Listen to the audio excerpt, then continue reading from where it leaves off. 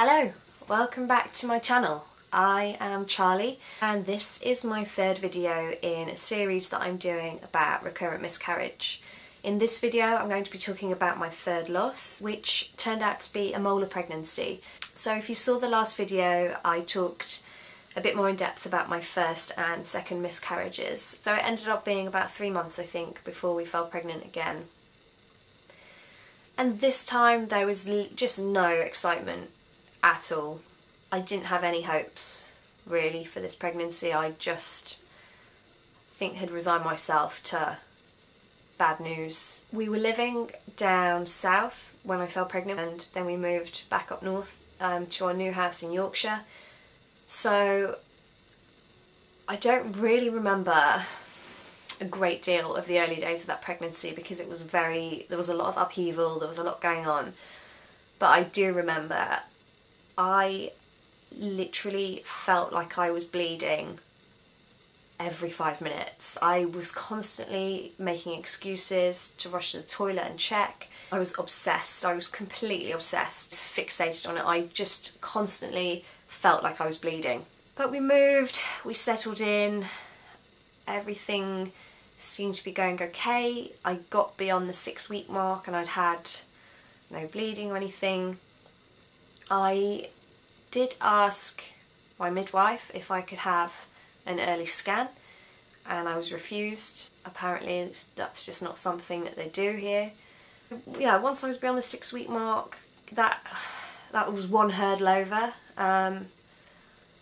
But because I'd lost the last baby at 8.5 weeks and hadn't found out until 13.5 weeks, it was going to be a long old slug until I felt confident or even hopeful. So yeah, I just plodded on. I was just so stressed, worried, anxious. I spent hours every day googling my symptoms. I overanalyzed everything and it was exhausting. It was absolutely exhausting, constantly rushing to the toilet to check if I was bleeding. It was relentless and I just couldn't at any point calm down or relax or enjoy the pregnancy. As it turned out, when I did start bleeding, I didn't even feel it. I'd been at the gym. I came home and as I got changed, I saw that there was like a dark brown discharge, and instantly I crumbled. I knew. I couldn't believe it's happening again. In some ways it was almost like a relief. I'd spent 8 weeks absolutely terrified that I was going to find blood in my pants, and when I did, it was like I didn't need to be afraid anymore because it happened. So I called up the EPU and I explained to them my history and what happened, and they were really unhelpful. They just really fobbed me off, and it was really, I had to fight to be taken seriously, and eventually they agreed that I could go for a scan. So I did. That was a few days later. I left the kids at home with the spouse. I went in on my own again.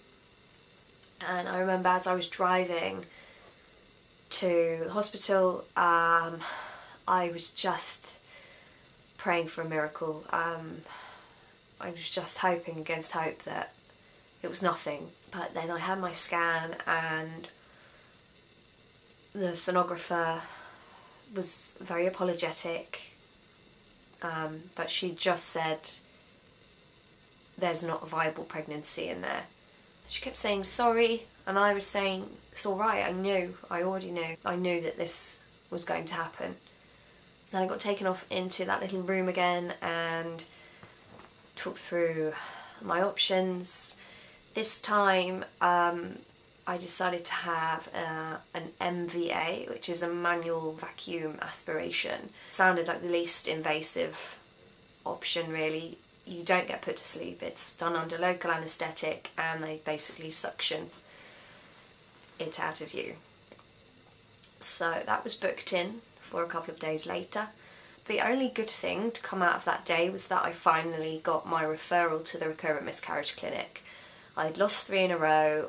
I was finally eligible to get some answers. That gave me a bit of hope. I was finally going to get some kind of help or some tests or just something, just anything to feel a bit more in control. For a year now, I'd been falling pregnant and losing these babies, and no one could tell me why. No one could help me stop it happening. I was just really left to fend for myself, and it was just so hard. A couple of days later, I came back for my MVA. It was this point in the whole sorry tale that I think my marriage took the biggest battering. The spouse had a very important meeting that day that he couldn't miss, apparently. It is difficult, I think, for partners because it's not really something that you can keep taking time off work for. So I went into hospital that day on my own and had that procedure on my own, which was difficult and lonely. It wasn't a particularly enjoyable procedure. It was quite painful. Certainly having the anaesthetic put into the cervix was not particularly nice. And I signed a consent form to say that they could send the products of conception off to pathology to be tested. Afterwards they brought me tea and biscuits, and I was sick, which was nice. And then I went home. A couple of weeks later, a letter arrived from the miscarriage clinic. The appointment was 6 weeks away, and it said not to get pregnant before then. We went for our appointment 6 weeks later, and I was hoping that finally we would be given some answers. We would have some tests and we would know more. Unfortunately, all that they told me at that appointment was that the pathology had come back and that my most recent loss was actually a molar pregnancy. That was at first a bit of a shock. Didn't really know what that meant, what it was. But yeah, there were 2 massive blows that came with that diagnosis. The first was that I wasn't eligible for the miscarriage clinic because I hadn't had 3 miscarriages. I had had 2 miscarriages and a molar pregnancy, so I wouldn't be getting any tests done. The second major blow was that I was told I couldn't get pregnant for 6 months. The rainbow baby has woken up from his nap, so to be continued. I'm back. It is now Thursday. It's been 2 days since I was last filming this, so I need to try and remember where I was up to. I think I was talking about the 2 biggest blows that come with being diagnosed with a molar pregnancy for me. A molar pregnancy is not technically a miscarriage. Therefore, I hadn't had 3 miscarriages in a row, which meant that I did not fit the criteria for someone who had had recurrent miscarriages. The second was that with a molar pregnancy, you are advised to wait at least 6 months before you get pregnant again. I have always found the focus of trying again straight away is what has kind of helped me to get through, just to keep trying, to keep moving forwards. And I was told I wasn't going to be able to do that for at least half a year, which is a long time. So that was hard. It basically just felt like kicks in the teeth. It, one thing and then another and then another. Like, when was I going to catch a break?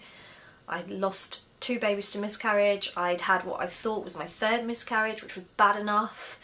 But that then turned out to be a molar pregnancy, which then had a whole other realm of things that were bad.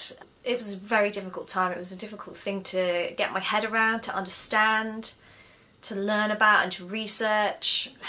Another very big blow in this journey to having this third baby.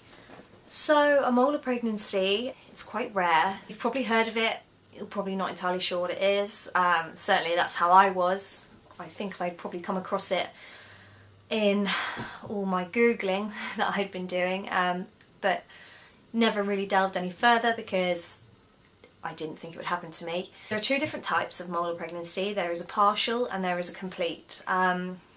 What I had was a complete, which is the rarer form. It happens in about 1 in 1,000 pregnancies. So it's very rare. And what basically happens is that the egg is fertilised and it implants just as it would if you fell pregnant with a normal baby.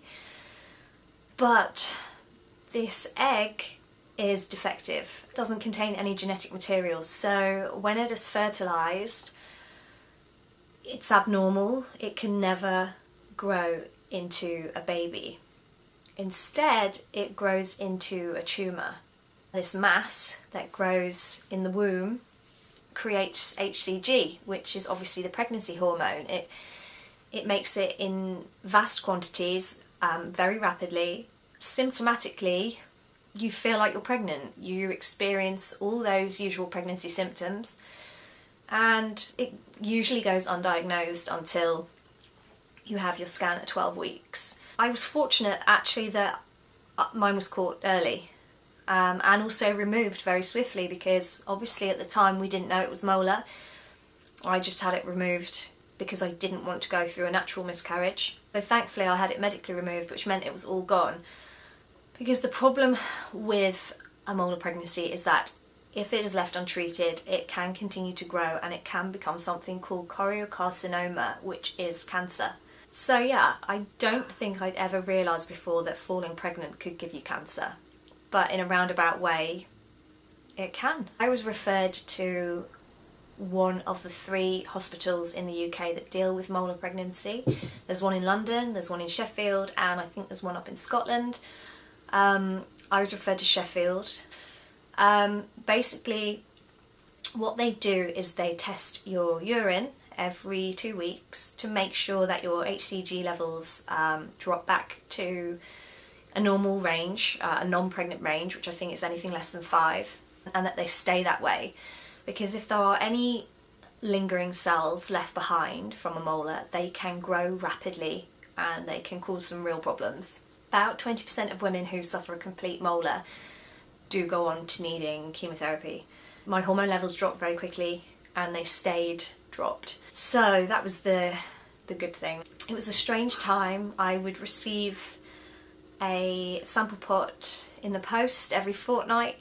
I say pot, it was a little tube. It was absolutely tiny. I had to try and get my wee into this tube. The top of it was like this big. What a challenge every fortnight to try and wee into that tube. Had to then put it back in the post, and that would be sent to Sheffield where they would test it. I don't think there's masses more I could tell you about it, mostly because I still don't really know. I guess because it's so uncommon, it's very difficult to find information, and it's very difficult to find anybody who can really answer your questions. They just have a kind of very set protocol and you just sort of follow it and hope for the best. One of the trickiest things mentally to wrap your head around when you have a molar pregnancy is being told that there was never a baby there to begin with. I mean, technically you conceived, you fertilised an egg and it implanted, but it never went beyond that. It never was, and it never could have been a baby. And that's quite difficult when you're told that, and it really kind of impacts on the way that you grieve. You have a positive pregnancy test, you have all the symptoms of a pregnancy, and in your head you're pregnant. I was 8.5 weeks when I found out that I didn't have a viable pregnancy, and it was 6 weeks after that I found out I'd had a molar. For all that time, for the 8 weeks that I was pregnant, I believed there was a baby growing in there. and I loved it and thought about it as much as I have any of my other pregnancies. And for the 6 weeks afterwards, I believed that I'd lost a baby, and I grieved for a baby. And I still do now. I still consider that loss to be a baby that I've lost, even though technically it wasn't. In my mind, when I think about my miscarriages, when I think about how many babies I've lost, I still consider that I've lost 5. And I think most women who have been through a molar feel the same way. I just wanted to put that in there. I think just to vocalise one of the most tricky aspects of coming to terms with having a molar pregnancy. I recovered quickly, my hormone levels dropped, I didn't need any further treatment. For me, the hardest thing about having a molar pregnancy was the first point really in this journey where I really felt, why me? I really kind of felt hard done by. It's not enough that I was miscarrying, but you have to throw in this extra potentially cancerous, it's just not fair. Why me? That was, I think, the first point that I really began to feel angry. And of course it meant there was still no answers about the first 2 miscarriages. I couldn't have any tests, I couldn't be referred to the miscarriage clinic. I was basically just left to it. So when the point came that we were ready to try again, it was terrifying. A little spoiler though, my next pregnancy did result in a rainbow baby, and he is the one that was screaming midway through this video. But yes, I'll talk a bit more about that next time, and I'll talk about my most recent miscarriages, number 4 and 5. And then I think we're at the point where we're up to date, and I guess I'm just going to document where I go from here. So stay tuned. Thank you once again for watching.